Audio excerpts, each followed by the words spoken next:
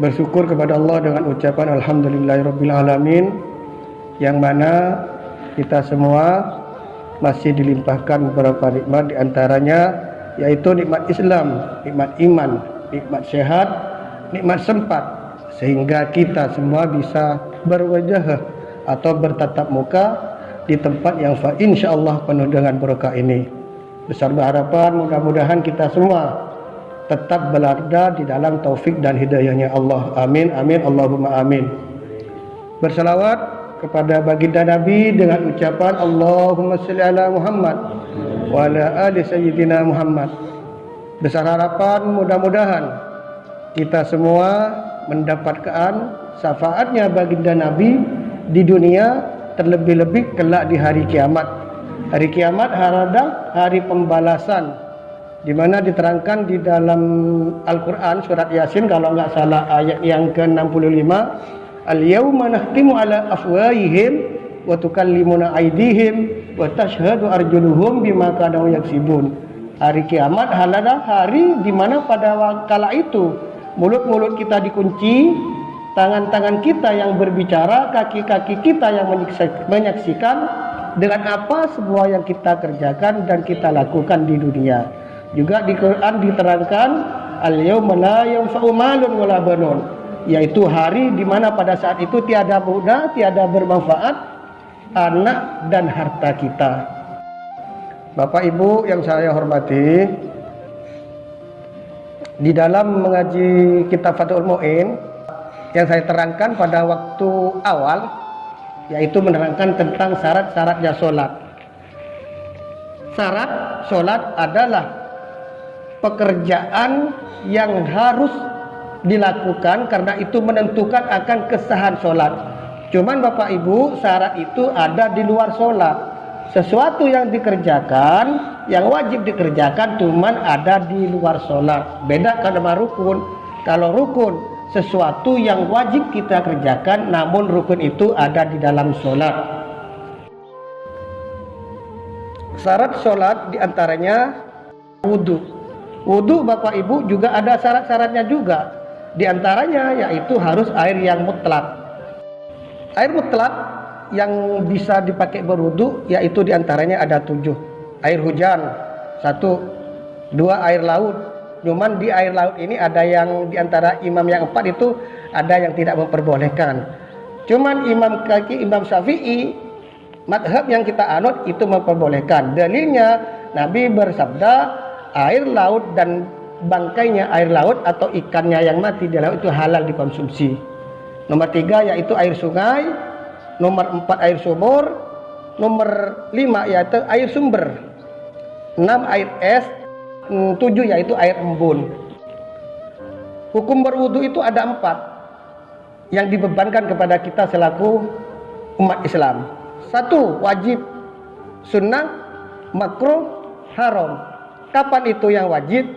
Apabila kita diwajibkan berwudu apabila kita mau sholat dan mau tawaf.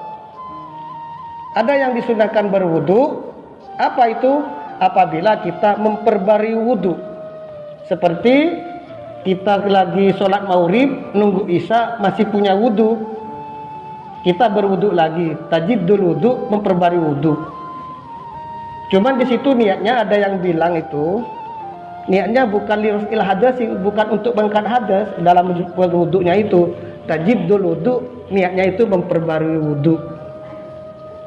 Seperti kalau ada orang yang datang ke saya memperbarui nikah, kalau di Madura itu kadang ada yang kata-kata memperbarui nikah itu. Itu kalau misalnya dia nggak jatuh talak, saya itu bukannya saya menikahkan kamu dengan perempuan yang bernama nggak begitu Pak RT. Saya nikahkan sampean kepada bini sampean, istri sampean gitu. Kalau bahasa Arab imra'ata kata jaddudan. Karena ada yang bilang kalau ada orang yang memperbarui nikah, kita menikahkan dengan saya kawinkan kamu dengan perempuan itu secara otomatis nikah yang awal itu jatuh. Sayang-sayang. Nomor 3, wudu itu makruh. Kapan itu yang makruh? Itu kalau yang makruh itu kita datang ke masjid atau ke mushola, duduk-duduk punya wudu. nggak ngapa-ngapain wudhu lagi, belum dipakai sholat sunnah, itu dimakruhkan. Kenapa? Mubadzir, pemborosan air. Duduk di masjid nggak seberapa lama wudhu lagi, mana jarang ngasih kas masjid lagi, wudhu lagi, umpama gitu. Jadi itu dimakruhkan. Yang keempat, wudhu itu diharamkan. Kapan itu? Ini bagi ibu-ibu yang manakala ibu saat itu haid, itu tidak boleh diharamkan berwudhu. Berwudhu diantaranya harus air mutlak. Yang kedua, sampai kepada pembahasan kita, yaitu ghairu musta'malin fi fardi taharatin min raf'i hadasin asghara aw akbar walau min dhuhri hanafiyin lan yanwi aw sabiyyin lam yumayyiz li tawafin. Air yang bisa dipakai berwudu yaitu ghairu musta'malin fi fardi taharatin, yaitu dari air yang belum dipakai untuk bersuci yang fardhu. Ini klub ini yang tadi itu, bersuci yang fardhu.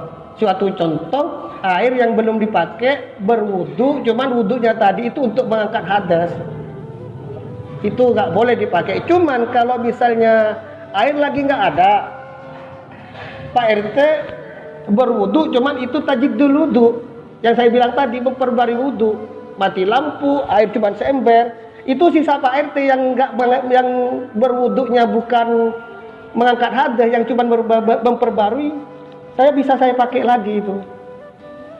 Jadi ghairu musta'malin bil fardi taharatin, jadi air yang belum dipakai dari bersuci fardhu yang wajib, dari hadas yang kecil au akbar atau hadas yang besar seperti junub, walau min dhuhri hanafiyin lan yanwi.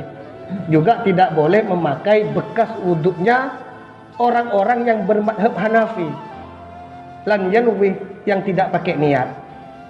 Contohnya begini, kita lagi ke Saudi atau umroh, di situ itu kan ada berbaur yang bermadhab Malik, yang bermadhab Hanafi. Imam Hanafi, Imam Abu Hanifah yang bermadhab Hanafi itu, Pak Ustadz, itu wudhu tidak usah pakai niat. Dalilnya Imam Abu Hanifah itu, kita mau masuk ke kamar mandi, kita udah terbesit niat untuk berwudu, maka pada saat berwudu tidak usah berniat lagi, kata Imam Abu Hanifah. Maka kalau kita berwudu bekas orang yang bermadzhab Hanafi, itu tidak boleh kita pakai, karena memang di situ itu dianjurkan tidak usah pakai niat. Akan tetapi kalau kita berwudu sisa orang-orang kita, orang berwudu yang bermadzhab Syafi'i yang kita anut, dia nggak pakai niat, boleh kita pakai, karena itu nggak sah wudunya.